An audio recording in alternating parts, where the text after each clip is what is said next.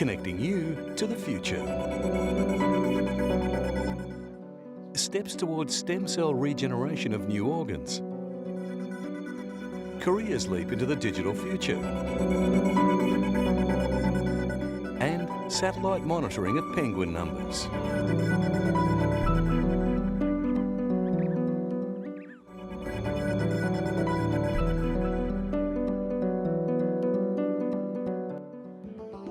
Amazon recently launched a bigger electronic reading service. Kindle DX, Amazon's new large screen addition to the Kindle family. Since the Kindle debut in 2007, it has excited many users and technophiles, but electronic readers are still at an early age. By offering the larger, more expensive Kindle 2, Amazon is trying to open more avenues for digital books.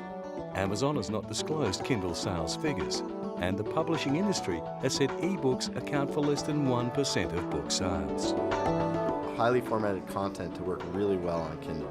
And that might be an 8.5 by 11 document that's 30 or 40 pages long, that's formatted in its original form, and it goes right into Kindle. The New York Times, the Boston Globe, and the Washington Post plan pilot programs offering the new Kindle at a discount to readers who sign up for subscriptions to read their news on the device. This new Kindle has a 24cm screen, while the standard unit measures 15 centimetres. The new version also offers more data storage, with room for 3,500 books. The portability issue is a big one. I don't think I'd want to carry this around with me day to day. Users can tap the Kindle's keyboard to look up words and annotate text. In Britain, a new machine that prints books on demand, including those discontinued by publishers, has gone on trial in central London. If it catches on, it could mean that books will not go out of print. It's called the Espresso Book Machine. Bookshops need to reinvent themselves. We need to find ways of being profitable. We believe this is a key part of that. It doesn't replace the need for a good stock holding, for managing our stock, but it allows us to add depth and enrich the whole book buying experience for our consumers. The Espresso Book Machine is designed to provide titles that are otherwise unavailable because they're discontinued or out of stock. More than 1 million titles will soon be available on demand. Internet shopping and e-books are already putting pressure on bookstores, but consumers still prefer browsing shelves and reading from paper. I'm looking today for something in a second-hand bookshop because it's out of print, and if you could get that kind of book printed in this way, that would be marvellous. David Headley, owner of a second-hand bookstore, only stocks first editions and is concerned. It will ruin a lot of second-hand bookshops that have got paperbacks of books that they've had, published many years. And people won't wait and go looking for them, they'll just go and get a book printed. And I think that's sad. Discontinued books will cost 10 pence a page to print, so it's not cheap, and the quality's not perfect. But if it means getting your hands on a rare title, then maybe it's a price worth paying. In South Korea, they are using yet another new electronic interface with literature. The National Digital Library is an 8-storey complex tucked into the side of a hill just in front of the National Library, where millions of books remain stored. Though many towns and cities around the globe provide online access to library databases, the city of Seoul is the first and biggest to provide a separate library and computers for users to carry out research and to locate rare volumes. The database boasts more than 116 million documents drawn from 1,200 institutions, both in South Korea and overseas. Users can browse via ancient Korean texts through interactive touchscreen terminals, or they can request actual books, which will be funneled from the main library to the digital library via a conveyor belt system. The digital library also has professional quality studios, where users can record their own audio or visual content for uploading to the internet.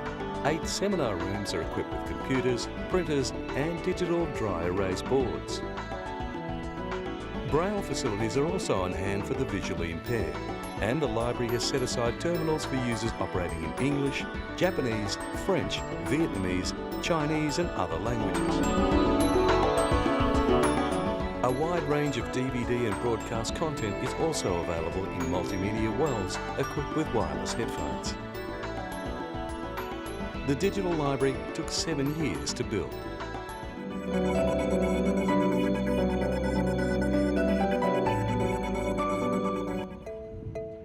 The medical school at Stanford University has taken a big step toward creating new genetically compatible organs.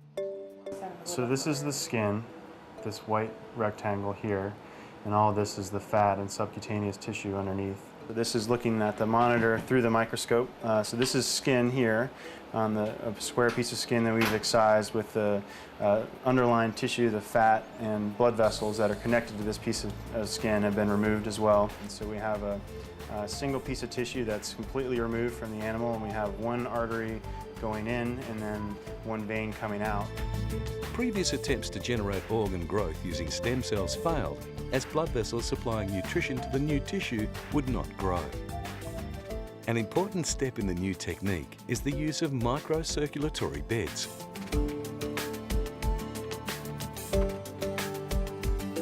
We've developed a way to overcome one of the big problems in tissue engineering, which is how do you get blood vessels into big blocks of tissue so that you can potentially make things like hearts or livers or very solid organs. With the new technique, this lump of flesh is used as a growth bed for the stem cells. The tissue is kept alive in a bioreactor, which pumps a blood-like liquid through it.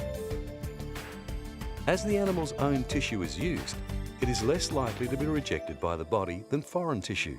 Researchers at the University of California, Berkeley are keenly interested in the new work. This study, by taking pre-existing mature vasculature, actually circumvents the need to build your own vasculature within a tissue-engineered equivalent. And as a result, it promises to greatly enhance the survival of the resulting tissue once it's implanted inside the body. The research team is keen to stress that the technique has yet to be tested on human tissue. And another breakthrough with implications for organ transplants has been announced in Australia. Immunologists at the Garvan Institute in Sydney have developed a technique that has allowed mice to receive transplanted organs without the need for anti-rejection drugs. As a scientific step, we've come up with this simple way to achieve organ transplantation across strong barriers without immunosuppression. And that's a very new finding, and we are very excited about that. Transplant patients have to take a cocktail of drugs to prevent the body rejecting the new organ. These medicines can increase the risk of infection and cancer. The experiment was conducted on mice with type 1 diabetes. They were given an injection of immunity-boosting drugs before a transplant of pancreatic cells. The mice weren't given any anti-rejection drugs, and after 2 weeks, their immune systems switched themselves back on. The new cells weren't rejected, and the mice no longer had diabetes.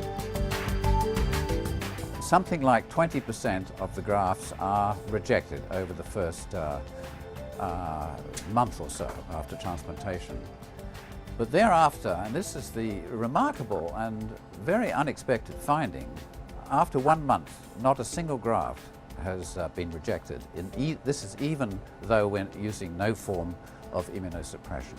We're pretty happy with that, definitely, and yeah, it holds a great potential for future research. The scientists wanted to find out whether increasing the mice's immune system before the operation would remove the need for immunosuppressive treatment after the transplant. There's a lot of work to be done in further exploring this new approach to organ transplants before human trials can begin. After the initial positives of this research, scientists hope to use the same technique in kidney and heart transplants in mice.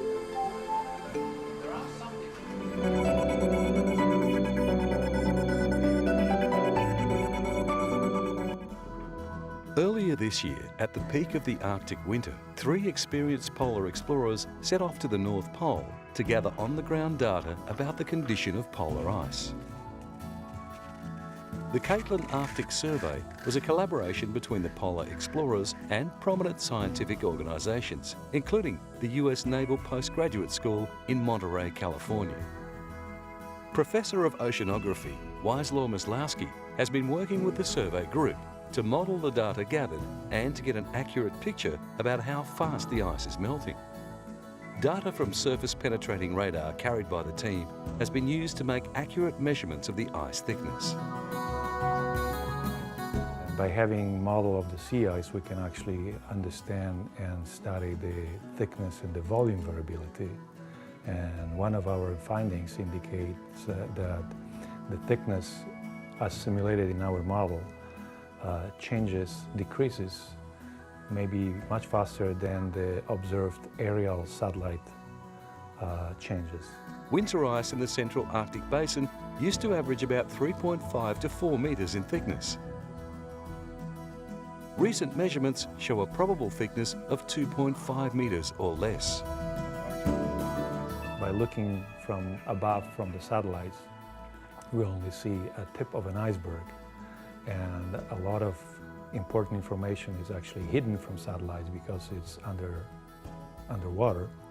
And by our model using and simulations of the last couple decades, we can try to understand and ask questions related to the total changes in the volume, not just the aerial or surface changes as observed from satellite.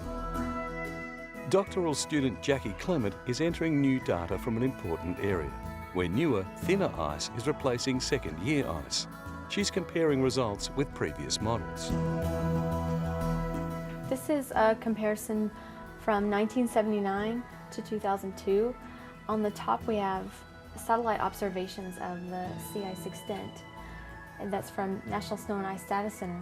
And then on the bottom we have our model results of sea ice thickness for the same time period, and this is during September, which is usually the ice minimum. Generally, data about ice thickness has been gathered from satellites. Though this data is valuable because it can give results over the complete ice cap, the measurements made from the surface of the ice are far more accurate. But making these measurements was not easy for the Catlin expedition. This is in the night on the Arctic Ocean at about 81, nearly 82 degrees north, 130 degrees west. It's been, we've travelled in front of a southerly wind. It's moved the ice about 10 miles in about 24 hours, which is very fast. And the result is that a lot of the pans of ice flows, ice pans, are moving around and banging into each other. And so we've got this pressure ridging activity, which is quite dramatic to see. There are big changes unfolding in Antarctica as well. Though the vast continent at the south supports huge ice sheets, changes to the floating sea ice are affecting species like the emperor penguins. These are the only creatures that spend the winter months living in Antarctica, which makes it difficult for researchers trying to keep track of them. But they have developed a new method for locating the birds. The colonies of emperor penguins stay in the ice that surrounds them and leave visible traces for satellites to pick up. What we find is that we can see the guano stains from space. They stay in the same place in very large colonies for 8 months of the year, and the ice around them gets very dirty, and it's that we can see on the satellite images. Using satellites, the scientists found 10 new colonies of penguins and at least 12 others that had moved from previous positions. These will be affected by diminishing pack ice. You're a little chick, you haven't got a waterproof coat, you're swimming in waters which may be -2, -1.5, wind chill factor, they're not going to survive very long. Scientists believe that there are around 800,000 emperor penguins left.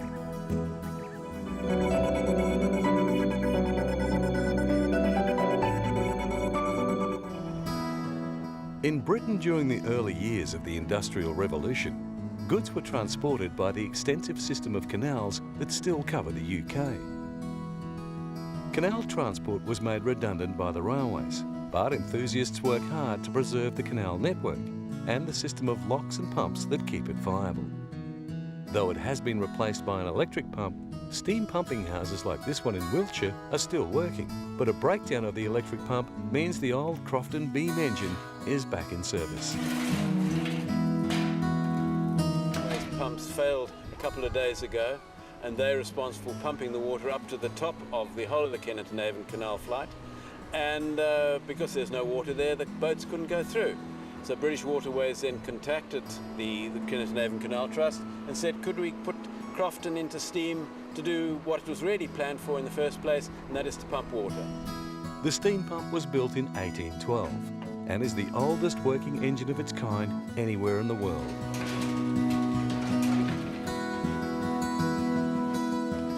It uses 1.5 tons of coal a day and will lift around 1,000 litres of water with every stroke.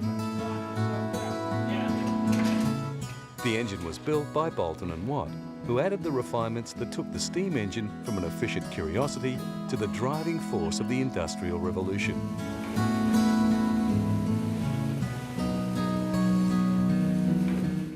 The Boulton and Watt company continued to build steam engines for 120 years, and power plants such as this were used across the globe.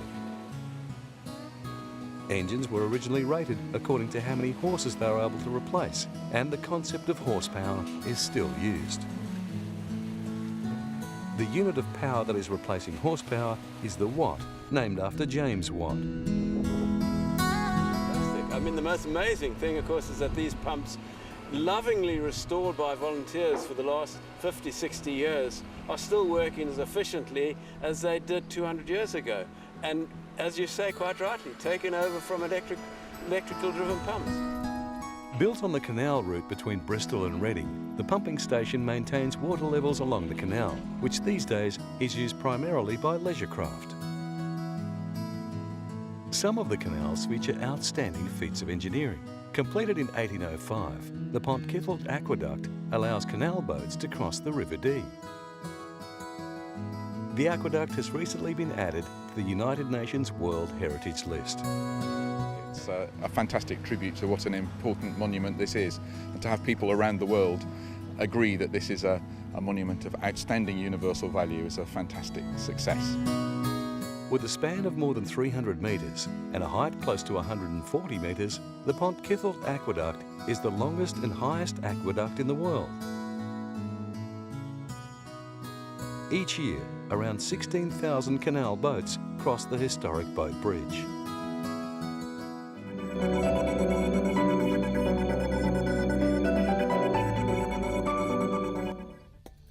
The ancient town of Pecchioli in the hills of Tuscany is the testing ground for the latest creation of a group of Italian robotics experts. The Scuola Superiore Sant'Anna University in Pisa has developed this robot that could one day become the rubbish collector. It's called Dust Cart and is able to collect small quantities of rubbish on demand. It's part of a European project called DustBot, which began in 2006. The robot has the potential to carry out rubbish collection in smaller towns, where streets are narrow and the surfaces are cobbled and bumpy. It has been designed to look friendly, so humans will interact with it more comfortably. The robot uses a Segway system to move, balancing itself on 2 wheels, which makes it ideal for navigating the rough, narrow streets of so many small Italian towns. The robot is also equipped with special sensors that monitor air pollutants and air temperature. Estimates put the cost of a robotic garbage collection service as comparable with the truck-based system currently in place, but it will be more energy efficient. Dust Cart is only a prototype and is still undergoing technical changes to enhance its ability to move on any surface. For now, it can't climb stairs or drive on sloping ground. The robot avoids fixed obstacles by means of an electronic map of the physical environment. Its movement sensors allow it to stop safely when it encounters moving objects. A central operating system monitors all tasks and sends updated information to the main display screen for users to read. Residents can contact the robot via telephone. If and when the system is implemented, a fleet of dustbots would service a town working around the clock. So many small towns across Europe could benefit from this type of service because truck access is impossible in many of the smaller lanes. Parts of robot-loving Japan would also be suited to a robotic waste collection system.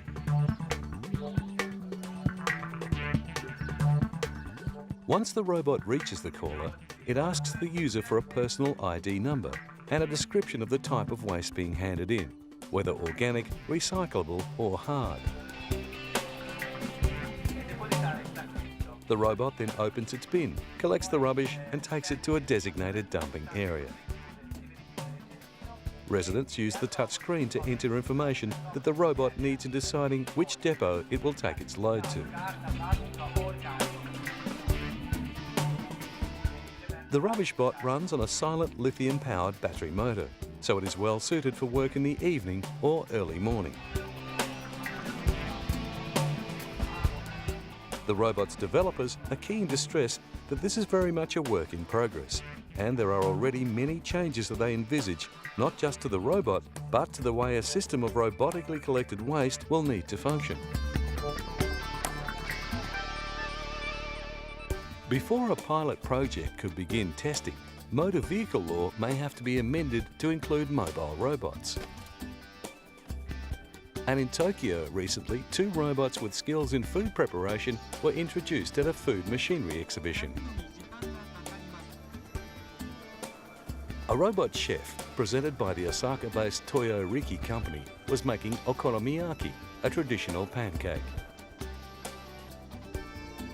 The robot is equipped with 2 robotic arms, including fingers and hands, created from 15 actuators, allowing it to flip the pancake using kitchen implements. In spite of considerable interest from clients, the company says it does not plan to market the robot chef, which would cost in the region of $180,000 if it were to go up for sale. The verdict? Well, the chief executive of the company that makes the robot thinks the pancake is pretty good. At the same show, a mobile table robot was demonstrated by Larksmith, a robotics company based in Kyoto. It moves smoothly and can safely deliver drinks.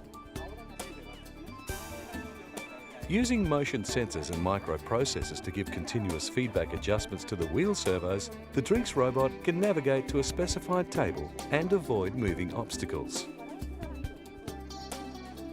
The table robot was created to showcase the company's advanced robotics technology, but there are no plans for it to be put on the market.